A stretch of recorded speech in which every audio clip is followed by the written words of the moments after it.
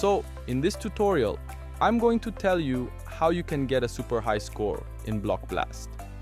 First of all, let me break down how scoring works in Block Blast. Understanding the game mechanics is crucial to optimizing your score. So make sure you know how points are awarded for different moves.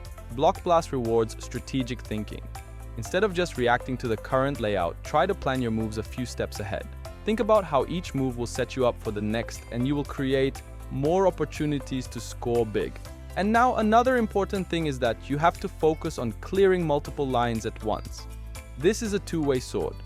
This will boost your score and also free up some space for future blocks, which becomes vital as the game progresses.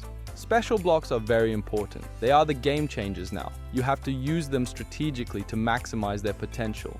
These blocks can clear larger areas and trigger chain reactions, and now leading to massive points in the process. Don't rush your moves. Take your time, analyze the board, and wait for the perfect moment to clear multiple lines or set up a massive combo. Hope you liked the video. See you soon.